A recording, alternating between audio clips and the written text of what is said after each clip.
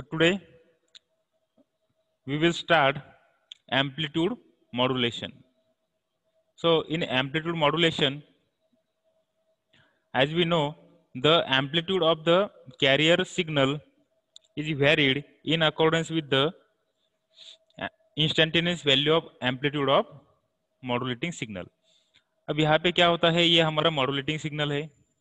ये modulating signal का, ये जो मॉड्यूलेटिंग सिग्नल है इसको हम बेसबैंड सिग्नल भी बोलते हैं, और ये हमारा इन्फॉर्मेशन सिग्नल है। मतलब इसमें हमारी इन्फॉर्मेशन है, ये सिग्नल में हमारी इन्फॉर्मेशन है, और ये इन्फॉर्मेशन सिग्नल का जो मैक्सिमम एम्पलीट्यूड है, जो मैक्सिमम वैल्यू है उसके वोल्टेज की या पावर की, उसको हमने EM लिखा है यहाँ पे। So this E capital E suffix small m, that is EM is nothing but the maximum value of this baseband signal. अब यहाँ पे एक बात आप याद रखो कि बेसबैंड सिग्नल, मॉड्यूलेटिंग सिग्नल और इंफॉर्मेशन सिग्नल, ये तीनों एक ही चीज होती है, ठीक है। जिसमें हमारी इंफॉर्मेशन होती है उसको हम बेसबैंड सिग्नल भी बोलते हैं और मॉड्यूलेटिंग सिग्नल भी बोलते हैं। सपोज हमारा वॉइस सिग्नल है, माइक्रोफोन का यूज करके अगर हमने हमारे वॉइस सिग्नल को इलेक्ट्रिकल सिग्नल में कन्वर्ट किया, तो वो जो इलेक्ट्रिकल इक्विवेलेंट सिग्नल है हमारे वॉइस सिग्नल का, वो इलेक्ट्रिकल इक्विवेलेंट सिग्नल रहता है हमारा बेसबैंड सिग्नल, और उस बेसबैंड सिग्नल की फ्रीक्वेंसी बहुत कम रहती है। हम कम्युनिकेशन करने के लिए हमारे जो वॉइस सिग्नल है या कौन सा भी फिजिकल सिग्नल है, उसका जो इलेक्ट्रिकल इक्विवेलेंट सिग्नल है उसको डायरेक्टली ट्रांसमिट नहीं करते हैं। अगर हम उसको डायरेक्टली ट्रांसमिट करते हैं तो उसको बोलते हैं बेसबैंड ट्रांसमिशन। पर डायरेक्टली ट्रांसमिट करने से होता क्या है कि जब कोई भी फिजिकल सिग्नल हम ट्रांसड्यूसर का यूज करके इलेक्ट्रिकल सिग्नल में कन्वर्ट करते हैं और उसको अगर हम एज इट इज भेजते हैं, तो जो कन्वर्टेड इलेक्ट्रिकल सिग्नल रहता है फिजिकल सिग्नल का, उसकी फ्रीक्वेंसी बहुत कम रहती है, और फ्रीक्वेंसी कम होने के कारण वो सिग्नल लॉन्ग डिस्टेंस कवर नहीं कर पाता है, उसमें नॉइस ऐड होता है, उसकी नॉइस इम्यूनिटी कम होती है, और उस सिग्नल को रिसीव करने के लिए बहुत बड़ी एंटेना की हाइट लगती है। Antenna height is also required very large to receive that low frequency signal. तो उसके बहुत सारे डिसएडवांटेजेस होते हैं। इस इलेक्ट्रिकल इक्विवेलेंट सिग्नल को एज इट इज ट्रांसमिट करने के बहुत डिसएडवांटेजेस होते हैं, इसलिए हम उसको एज इट इज ट्रांसमिट नहीं करते, तो हम उसका मॉड्यूलेशन करते हैं। अब मॉड्यूलेशन क्या रहता है, तो मॉड्यूलेशन में हम यहाँ पे एक हाई फ्रीक्वेंसी कैरियर सिग्नल लेते हैं, और ये हाई फ्रीक्वेंसी कैरियर सिग्नल हम क्यों लेते हैं, क्योंकि इस सिग्नल को ट्रांसमिट करने का जो मेन रीजन है, जो हर्डल है, जो मेन उसका प्रॉब्लम है, वो फ्रीक्वेंसी का है।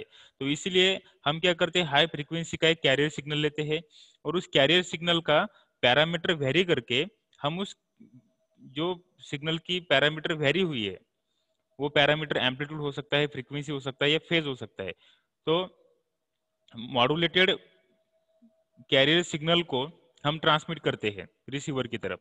तो उसकी फ्रीक्वेंसी ज्यादा होने के कारण हमारे बहुत सारे प्रॉब्लम सॉल्व होते हैं। वो सिग्नल लॉन्ग डिस्टेंस कवर करता है, सिग्नल की नॉइस इम्यूनिटी ज्यादा होती है, सिग्नल को रिसीव करने के लिए एंटेना की हाइट भी बहुत कम लगती है। So these are the different advantages of performing modulation. Modulation करने से हम सिग्नल की मिक्सिंग कर सकते हैं, मल्टीप्लेक्सिंग कर सकते हैं, मतलब we can avoid the mixing of the signal. So there are different advantages of doing the modulation. तो इस कैरियर सिग्नल का अगर हम एम्पलीट्यूड पैरामीटर वेरी करते हैं, ये बेसबैंड सिग्नल के अकॉर्डिंगली अगर हम ये कैरियर सिग्नल का, हाई फ्रीक्वेंसी कैरियर सिग्नल का अगर एम्पलीट्यूड पैरामीटर चेंज करते हैं, तो उसको हम एम्पलीट्यूड मॉड्यूलेशन बोलते हैं। अब यहाँ पे देखो, ये जो कैरियर सिग्नल हमने ली, उस कैरियर सिग्नल का जो एम्पलीट्यूड है, उस कैरियर सिग्नल का जो एम्पलीट्यूड है उसको हम EC बोलेंगे, ई सफिक्स सी। और इस कैरियर सिग्नल का जो एम्पलीट्यूड हमने वेरी किया according to the instantaneous value of amplitude of modulating signal, तो इसको हम एम्पलीट्यूड मॉड्यूलेशन बोलेंगे। अब इस एम्पलीट्यूड मॉड्यूलेशन में ये जो एम्पलीट्यूड मॉड्यूलेटेड सिग्नल है इसको हम AM बोलेंगे, ये हम ट्रांसमिट करेंगे फ्रॉम ट्रांसमीटर टू रिसीवर। तो इसको हम वायर ट्रांसमिशन भी कर सकते हैं, through wire, through coaxial cable या टेलीफोन केबल से भी हम उसको भेज सकते हैं, या उसका हम वायरलेस कम्युनिकेशन भी कर सकते हैं। अगर हमने उसको एंटेना को इनपुट दिया तो एंटेना उसको इलेक्ट्रोमैग्नेटिक सिग्नल में कन्वर्ट करेगा, और इलेक्ट्रोमैग्नेटिक सिग्नल में कन्वर्ट करने के बाद वो स्पेस में ट्रेवल करेगा, प्रोपेगेट होगा, और स्पेस में ट्रांसमिशन होने के बाद हम रिसीवर का एंटेना यूज करके उसको रिसीव कर सकते हैं।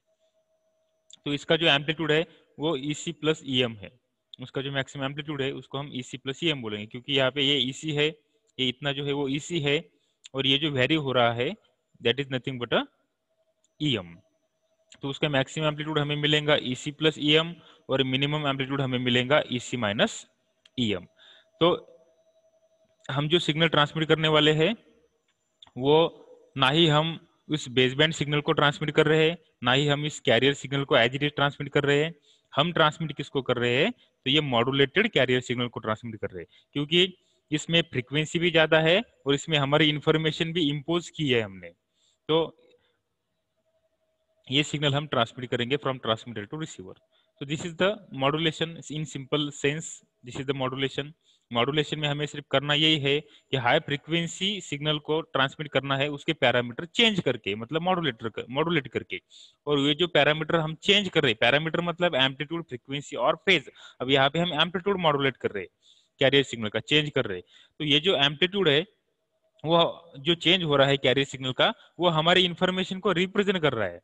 बस ये बात बहुत ही इंपॉर्टेंट समझना कि ये जो उसका पैरामीटर चेंज हो रहा है, एम्पलीट्यूड का पैरामीटर, फ्रीक्वेंसी सेम रह रही है और फेज भी उसका सेम ही है, सिर्फ हम एम्पलीट्यूड उसका चेंज कर रहे हैं।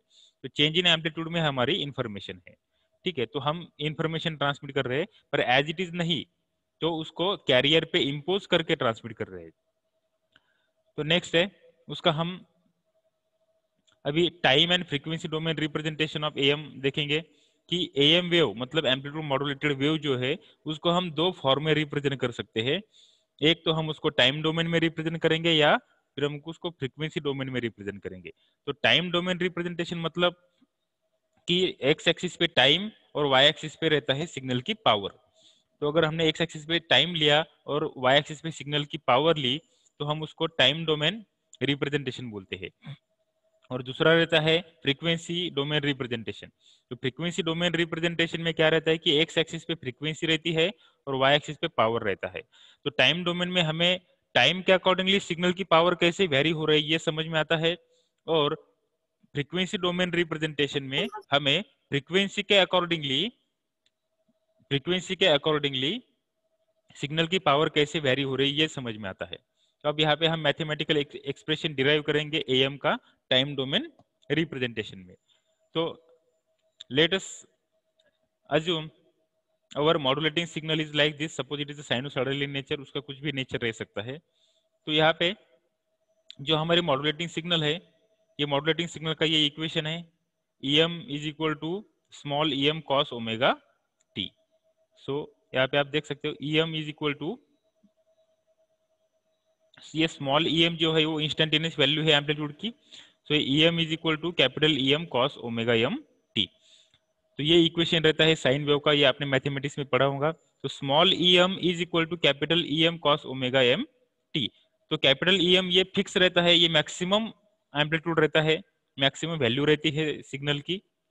और ये cos ओमेगा m t ये जो फंक्शन है, cos ओमेगा m t ये फंक्शन है, फंक्शन मतलब ये वेव है, ये वेव का इक्वेशन है। और ये cos ओमेगा m t की जो वैल्यू है वो ज्यादा से ज्यादा एक रहती है या कम से कम -1 रहती है। सो cos या कौन से भी ट्रिग्नोमेट्रिक फंक्शन की वैल्यू ये +1 या -1 के बीच में ही रहती है। तो उसकी ज्यादा से ज्यादा वैल्यू 1 रहती है और कम से कम -1 रहती है। तो ये em जो है ये वेरिएबल है, em स्मॉल em जो है वो वेरिएबल है, और कैपिटल em ये फिक्स है, ये कांस्टेंट है, ठीक है। और ये cos ओमेगा mt ये फंक्शन है। तो ये ऐसी वेव का इक्वेशन रहता है। सो स्मॉल em इसका मतलब मॉड्यूलेटिंग सिग्नल, em मतलब मॉड्यूलेटिंग सिग्नल का equation. So em is equal to capital em cos omega t, ये इक्वेशन हो गया मॉड्यूलेटिंग सिग्नल का। तो यहाँ पे जो ओमेगा m रहता है, ये omega m, this omega m is nothing but 2 pi FM। आपको मालूम है कि ओमेगा ये एंगुलर फ्रीक्वेंसी है, तो एंगुलर फ्रीक्वेंसी को हम लीनियर फ्रीक्वेंसी में भी कन्वर्ट कर सकते हैं। उसका फार्मूला है omega m is equal to 2 pi FM।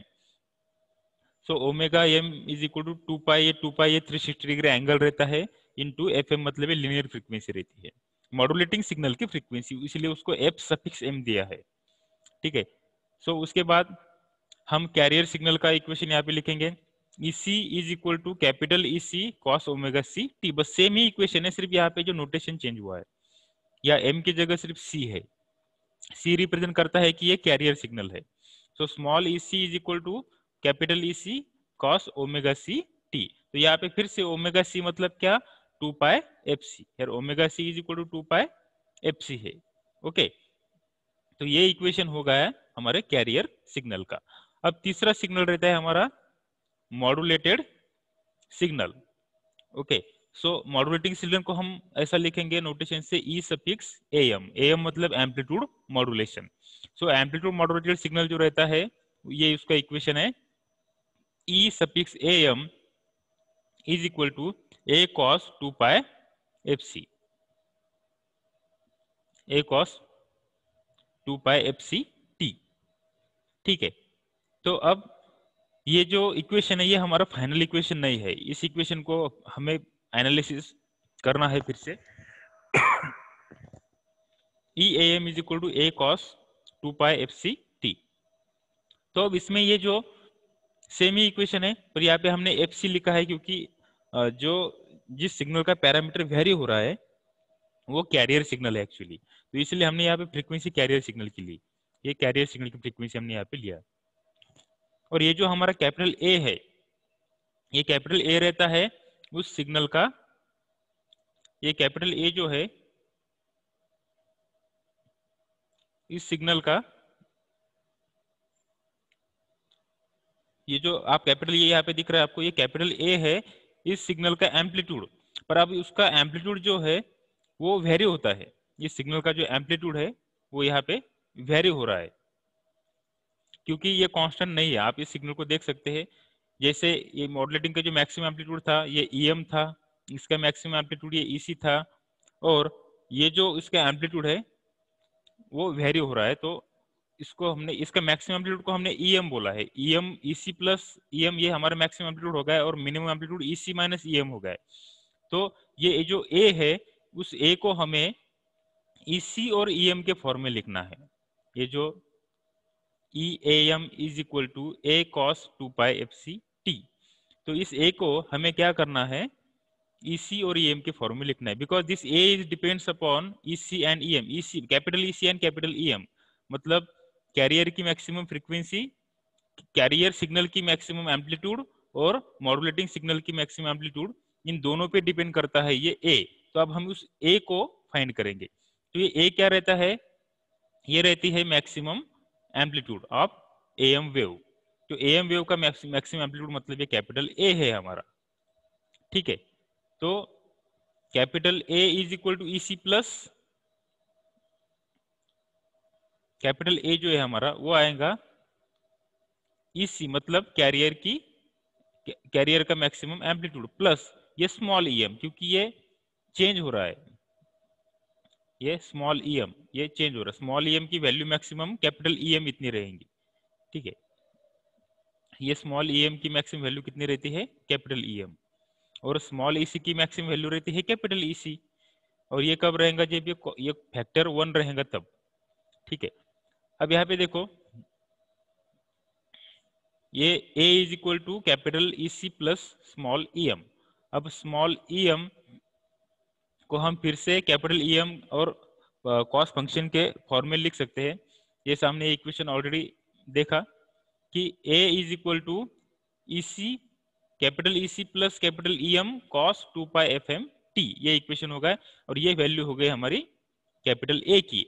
अब ये हम ई ए एम के इक्वेशन में उसको पुट करेंगे, मतलब एम वेव का जो इक्वेशन है उसमें हम उसको वैल्यू को पुट करेंगे। सो इज इक्वल टू ये जो इक्वेशन है E A M is equal to A cos 2 pi F C T. ये जो इक्वेशन में ये ए की वैल्यू जो है, ये वैल्यू, ये जो ए की ये का इक्वेशन इसमें हम पुट करेंगे तो हमें क्या मिलेगा, तो हमें ये मिलेगा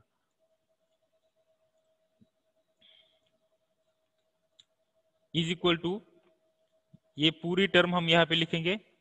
ये जो पूरी टर्म है ये पूरी टर्म हम यहाँ पे लिखेंगे EC plus E M cos 2 pi F M T bracket close into ये cos 2 pi F C T को हम ऐसे के ऐसे यहाँ पे लिखेंगे cos 2 pi F C T. ठीक है, so E A M is equal to E C in bracket, अब यहाँ पे हमने क्या किया, इस ब्रैकेट से EC कॉमन निकाला, तो कैपिटल EC हमने कॉमन लिया। अब यहाँ पे आप देख सकते हो कैपिटल EC हमने कॉमन लिया, तो क्या रहेगा यहाँ पे, यहाँ से EC लिया मतलब यहाँ पे 1 रहेगा, प्लस यहाँ पे EC नहीं है तो फिर भी हमने कॉमन निकाला, मतलब यहाँ पे EC डिवीजन में आएगा। सो यहाँ पे EM ऑलरेडी है तो EM डिवाइड बाई EC होगा, into cos 2 pi FM t, वो ऐसे ही रहेगा, into cos 2 pi FC t will remain as it is. ये इक्वेशन हो गया हमारा AM का। और इसमें से फिर हम क्या करेंगे, ये जो EM बाई EC है, ये EM बाई EC को हम M लिखेंगे, हमने EM बाई EC को M से डिनोट किया, सो वो M रिप्रेजेंट करता है मॉड्यूलेशन इंडेक्स या मॉड्यूलेशन फैक्टर। तो ये जो इक्वेशन है हमारा, ये और ये इक्वेशन सेम है, सिर्फ इस इक्वेशन में EM बाई EC की जगह पे हमने M लिखा। So EAM is equal to EC in bracket 1 plus M cos 2 pi FM t bracket close into cos 2 pi FC t, ये इक्वेशन हो गया हमारा AM का equation. So in time domain representation, ये टाइम डोमेन इक्वेशन होगा हमारा EAM का। इसमें आप देख सकते हो कि यहाँ पे FM भी आता है और FC भी आता है, मतलब हमारा जो इक्वेशन है AM का, वो AM के इक्वेशन में दोनों भी फ्रीक्वेंसी इन्वॉल्व होती है, कैरियर की फ्रीक्वेंसी भी इन्वॉल्व होती है और मॉड्यूलेटिंग सिग्नल की फ्रीक्वेंसी भी इन्वॉल्व होती है। ठीक है, तो ये हो गया इक्वेशन ऑफ AM सिग्नल। अब नेक्स्ट है मॉड्यूलेशन इंडेक्स और मॉड्यूलेशन फैक्टर। अब ये मॉड्यूलेशन इंडेक्स के बारे में हम आगे बहुत डिस्कशन करने वाले हैं, तो उसको हम जैसे जैसे हम आगे बढ़ते जाएंगे वैसे आपका एक एक कॉन्सेप्ट क्लियर होते जाएगा। सो अभी ये मॉड्यूलेशन इंडेक्स और मॉड्यूलेशन फैक्टर मतलब क्या रहता है, ये जो EM बाई EC है उसको हमने यहाँ पे M लिखा, मतलब उसको मॉड्यूलेशन फैक्टर बोलेंगे हम। सो मॉड्यूलेटिंग सिग्नल का amplitude divided by carrier signal का एम्पलीट्यूड, उसको बोलते हैं मॉड्यूलेशन इंडेक्स। तो अब ये मॉड्यूलेशन इंडेक्स या मॉड्यूलेशन फैक्टर को हमने ऐसे लिखा M is equal to EM by EC। अगर हमें उसे परसेंटेज में निकालना है तो हम उसको 100 से मल्टीप्लाई करेंगे, तो 100 से मल्टीप्लाई करने के बाद हमें मॉड्यूलेशन इंडेक्स ये परसेंटेज में मिलेगा। उस मॉड्यूलेशन इंडेक्स की जो वैल्यू है, modulation index M has a value between 0 and 1, उसकी वैल्यू एक तो 0 हो सकती है या 1 हो सकती है। And no distortion is introduce in the AM wave if EM is greater than EC। अब इसमें हमेशा EM की वैल्यू ये EC से EM की वैल्यू ये EC से कम रहनी चाहिए एक्चुअली। ओके, तो यहाँ पे या उसकी दोनों की वैल्यू सेम रहनी चाहिए, पर EC की वैल्यू कभी भी EM से ज्यादा नहीं रहनी चाहिए। बट यहाँ पे आप दिया है, आप देख सकते हो, if EM is greater than EC when, अब यहाँ पे ये स्टेटमेंट पढ़ो आप, when EM is less than और इक्वल टू EC, EM मतलब मॉड्यूलेटिंग सिग्नल का एम्पलीट्यूड, इज लेस देन और इक्वल टू EC, EC मतलब कैरियर सिग्नल का amplitude, the modulation index M has values between 0 and 1 and no distortion is introduced in the AM wave।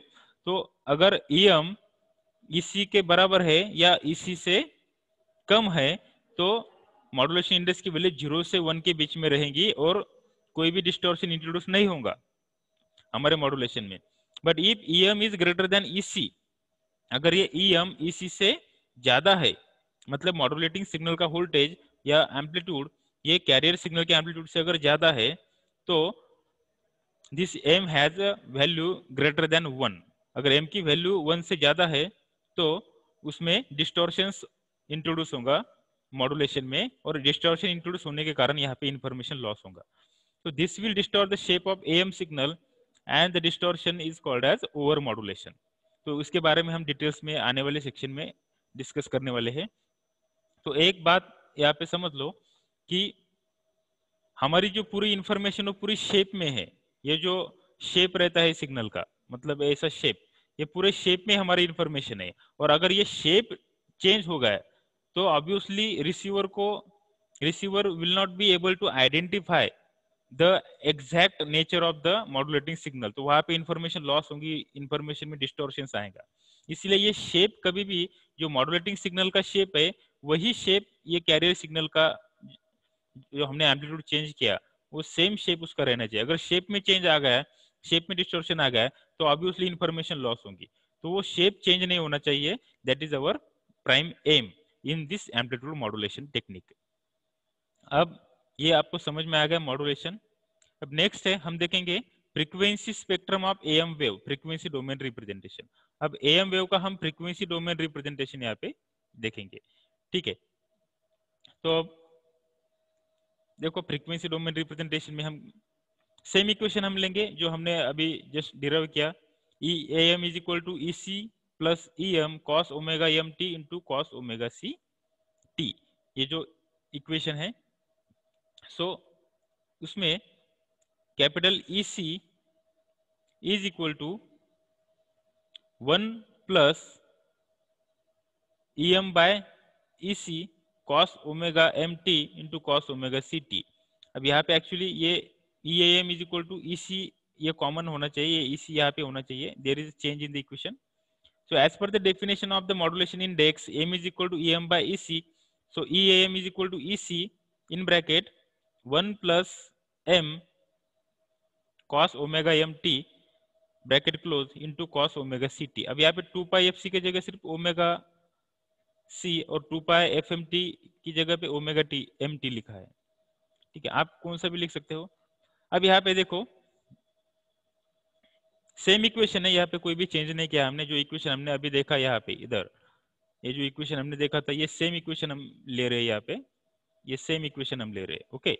Same equation, सिर्फ 2 pi F M की जगह यहाँ पे omega M लिखा है उधर, और 2 पाई एफ सी की जगह पे ओमेगा सी लिखा है। There is no change, okay, same ही है।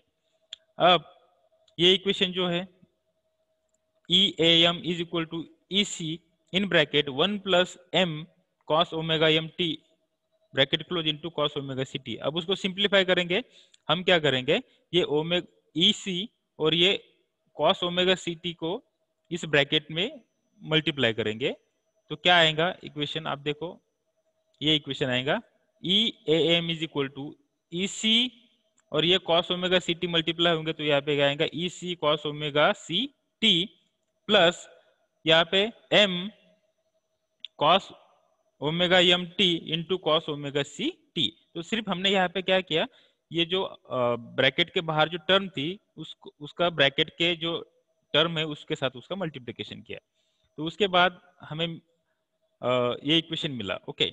तो for the second term in the above expression use the following standard identity. अब ये जो सेकंड टर्म है इस इक्वेशन की, ये इक्वेशन में 2 टर्म है, दिस वन ये एक टर्म है और ये दूसरी टर्म है, ठीक है। तो ये जो दूसरी टर्म है उस दूसरी टर्म में 2 trigonometric function omega M T और कॉस ओमेगा एम टी और कॉस ओमेगा सी टी उसका मल्टीप्लिकेशन है। तो उसका मल्टीप्लिकेशन होने के कारण हम उसको एक ट्रिग्नोमेट्रिक का रूल लगा के उसको सॉल्व करेंगे, ठीक है। तो 2 cos a into cos B is equal to cos a plus B plus cos a minus B. ये इक्वेशन आपको मालूम है ट्रिग्नोमेट्री का, this is the equation in the trigonometry. 2 cos a into cos b is equal to cos a plus B plus cos a minus B, ये equation है, ठीक है। तो नेक्स्ट है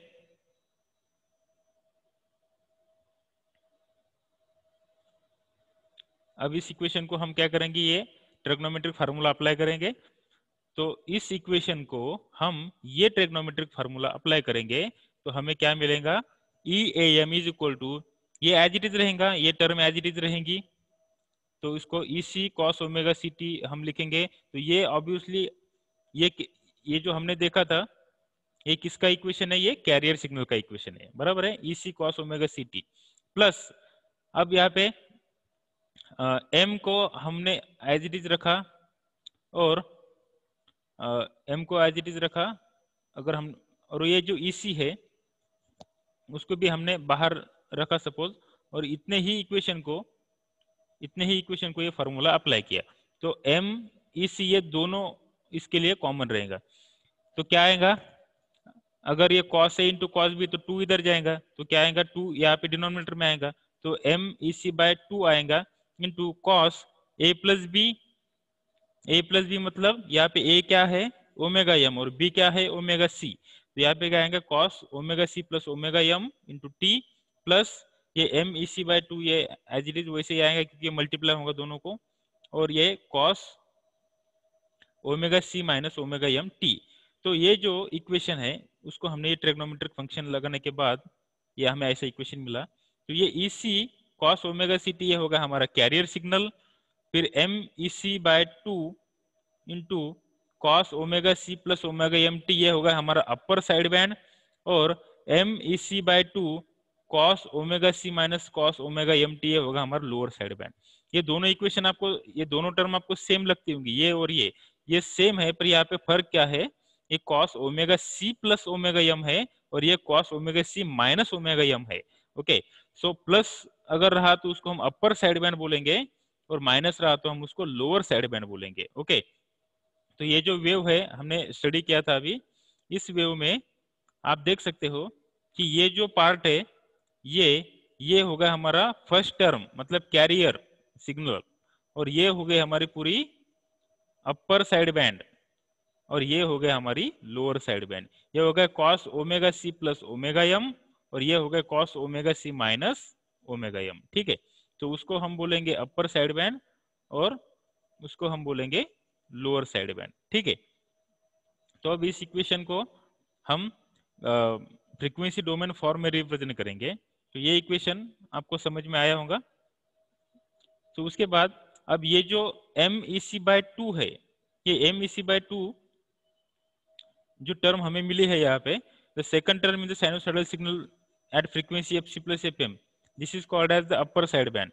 तो उसको हम अपर साइड बैंड बोलेंगे, और जो ये टर्म ये एक्चुअली मॉड्यूलेशन इंडेक्स है हमारा, तो इस टर्म को हम अपर, ये पूरे टर्म को हम अपर साइड बैंड बोलेंगे और इसको हम लोअर साइड बैंड बोलेंगे। ओके, इसमें ज्यादा फ्रीक्वेंसी है, इसमें फ्रीक्वेंसी ऐड हो रही है और इसमें फ्रीक्वेंसी सब्ट्रैक्ट हो रही है। ठीक है, तो अब हम ये ग्राफ देखेंगे, इस ग्राफ से आपको समझ में आ जाएगा। देखो, ये एक्सिस पे फ्रीक्वेंसी है, ये जो एक्सिस है एक्स एक्सिस, ये एक्स एक्सिस पे फ्रीक्वेंसी पैरामीटर लिया है और वाई एक्सिस पे एम्पलीट्यूड लिया है। एम्पलीट्यूड मतलब voltage, current, power, energy. Okay, that is amplitude. तो यहाँ पे हमने एम्पलीट्यूड लिया है। तो ये जो सेंट्रल फ्रीक्वेंसी है एफ सी, तो एफ सी का जो एम्पलीट्यूड है वो कितना है, ई सी है। देखो यहाँ पे जो एफ सी मतलब ओमेगा सी, एफ सी मतलब ओमेगा सी। ओके, तो ये इसका जो एम्पलीट्यूड है वो ई सी है। ओके, तो इसका एम्पलीट्यूड है ई सी, तो हमने उस एफ सी को कितना एम्पलीट्यूड मिलता है हमें सिग्नल का, तो ई सी। ओके, एफ सी में हमें कितना एम्पलीट्यूड मिलता है, इस एफ सी फ्रीक्वेंसी पे मतलब ओमेगा सी पे हमें कितना एम्पलीट्यूड मिलता है, ई सी। और एफ सी, ये जो F C plus F M मतलब omega C plus omega M, उसमें कितना एम्पलीट्यूड मिलता है हमें, ये उसका एम्पलीट्यूड है। ओके, ये अपर साइड बैंड का एम्पलीट्यूड है और ये लोअर साइड बैंड का एम्पलीट्यूड, दोनों का एम्पलीट्यूड सेम है। तो F C plus F M, plus मतलब वो ज्यादा आएगा ऑब्वियसली, ये जीरो है यहाँ पे, ये जीरो है, ओरिजिन है, ये फ्रीक्वेंसी बढ़ रही है, यहाँ पे एम्पलीट्यूड बढ़ रहा है। तो ऑब्वियसली सपोज सेंट्रल फ्रीक्वेंसी उस पर हमें एम्पलीट्यूड मिल रहा है ये। ठीक है, ये एम्पलीट्यूड मिल रहा है हमें एफ सी पे, ई सी। और F C plus F M, यहाँ पे फ्रीक्वेंसी ज्यादा है इसलिए हमने यहाँ को राइट साइड साइड में लिखा। ये होगा हमारा एफ यूएसबी, एफ यूएसबी मतलब अपर साइड बैंड। तो उसमें हमें कितना एम्पलीट्यूड मिलेगा, एम ई सी बाय 2। और ऑब्वियसली ये एम ई सी बाय 2 ये ई सी से कम ही होगा क्योंकि यहाँ पे बाय 2 है, तो उसका एम्पलीट्यूड इतना आएगा। और F C minus F M का एम्पलीट्यूड भी सेम ही है, एम ई सी बाय 2, इसलिए वो भी सेम ही आएगा। तो उसको हम बोलेंगे F L S B. L S B का मतलब होता है लोअर साइड बैंड। लोअर क्यों, क्योंकि उसकी फ्रीक्वेंसी लो है, माइनस से सब्ट्रैक्ट किया इसलिए लो है। और अपर क्यों, क्योंकि वो ज्यादा है, इस यहाँ पे प्लस साइन है, उस फ्रीक्वेंसी ऐड हुई है, इसलिए हम उसको अपर साइड बैंड बोलेंगे। तो लोअर साइड बैंड और अपर साइड बैंड के बीच में जो फ्रीक्वेंसी है या फ्रीक्वेंसी रेंज है उसको हम बैंडविड्थ बोलेंगे, उसको हम क्या बोलेंगे, बैंडविड्थ। तो बैंडविड्थ क्या रहती है, upper side band minus lower side band. ठीक है, तो अगर हमने ये कैलकुलेशन किया upper side band F C plus F M minus F C minus F M, तो हमें कितना मिलेगा, 2 एफ एम। ठीक है, हमें कितना मिलेंगे यहाँ पे 2 एफ एम, क्योंकि F C plus F M minus F C minus minus plus होगा एफ एम, तो एफ सी कैंसिल होगा और FM FM ऐड होके क्या मिलेगा हमें 2 FM।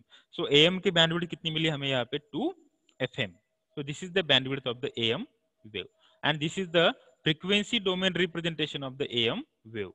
और ये जो वेव थी हमारी, ये जो वेव है दिस वेव, ये है हमारी टाइम डोमेन रिप्रेजेंटेशन। ये वेव हमारी ये जो AM की वेव है this is the time domain representation, क्योंकि यहाँ पे एक्स एक्सिस पे टाइम है और वाई एक्सिस पे एम्पलीट्यूड है, इसलिए AM की ये टाइम डोमेन रिप्रेजेंटेशन है।